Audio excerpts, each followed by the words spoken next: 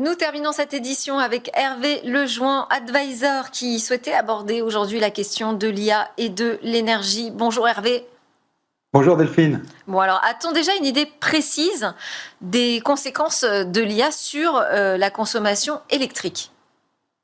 Écoutez, je vais essayer de vous donner quelques chiffres pour éclairer mon propos. C'est toujours important. Donc, des études menées au MIT aux États-Unis ont montré qu'en Amérique du Nord, la demande en énergie pour les centres de données est passée de 2688 mégawatts fin 2022 à 5341 mégawatts fin 2023, soit un doublement.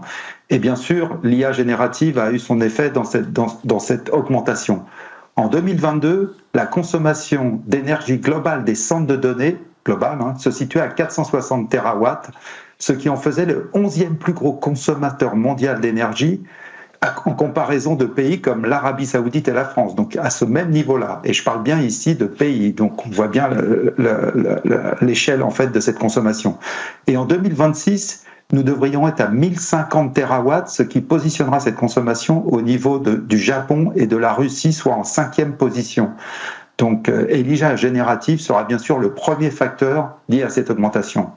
Par ailleurs, à côté, l'Agence internationale de l'énergie a aussi estimé dans un rapport récent que l'économie américaine est en route pour consommer plus d'électricité en 2030 pour ses centres de données que pour toute sa production manufacturière, incluant aussi celle des métaux comme l'aluminium.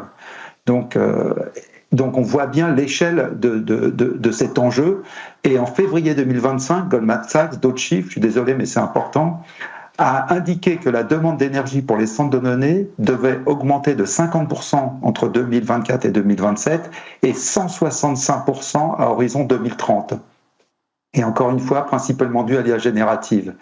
Et là, quelque chose d'important, une autre étude par Morgan Stanley a projeté qu'en 2030, les centres de données émettraient près de 2,5 milliards de tonnes de gaz à effet de serre, équivalent CO2. À titre de comparaison, l'Agence européenne de l'environnement a estimé que l'Union européenne entière, donc les 27 pays, avait émis 3 milliards de tonnes de gaz à effet de serre en équivalent CO2 en 2023. Cela donne une idée des enjeux à venir. Et pour donner un exemple concret aussi, là, pour se ramener à l'utilisateur, une requête ChatGPT demande à peu près 10 fois plus d'électricité qu'une requête de recherche sur Google. 10 fois plus. Donc nous sommes en face d'un paradoxe, car si aujourd'hui nous parlons des enjeux de modération de notre consommation énergétique, la météo actuelle, nous le rappelons encore, rien n'est fait pour nous sensibiliser sur l'usage que nous faisons de ces IA génératives. Aujourd'hui, bon nombre d'individus ont d'ailleurs remplacé Google par ChatGPT sans savoir qu'il y a un facteur 10 dans la consommation énergétique. Eh oui. Alors, qu'est-ce qu'il en est des conséquences sur la production d'énergie mondiale dans ce contexte quand même de changement climatique, de réchauffement global ? Écoutez, les conséquences sont multiples et très significatives, car si les GAFAM et les nouveaux entrants comme OpenAI, Anthropic ou Mistral communiquent sur leur volonté effectivement de décarboner leur consommation d'énergie, l'équation elle n'est pas simple compte tenu d'une demande effectivement exponentielle en très très forte croissance et de contraintes de disponibilité permanente. Tout le monde veut accéder 24 heures sur 24, 7 jours sur 7 et au niveau mondial.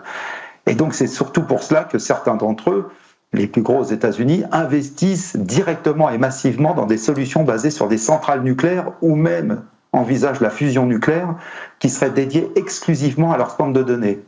Et il est d'ailleurs à noter que la France, disposant du plus gros parc nucléaire européen, a bien compris qu'elle avait une carte à jouer dans cette mise à disposition de cette énergie.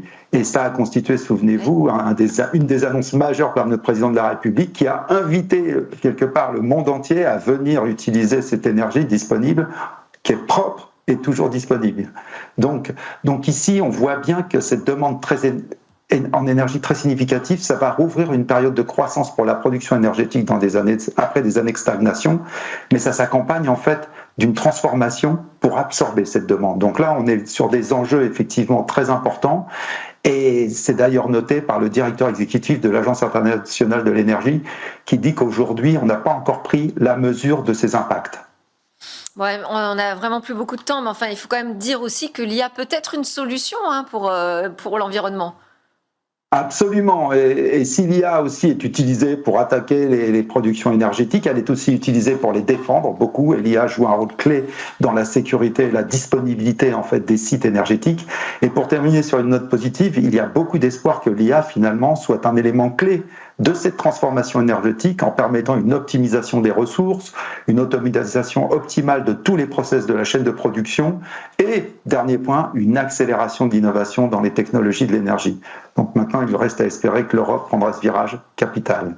Absolument. Merci beaucoup, Hervé Lejoin. Merci à tous de nous suivre. C'était Smart Tech, votre émission sur l'innovation et le monde numérique. On se retrouve très vite. Je vous souhaite une excellente journée à tous.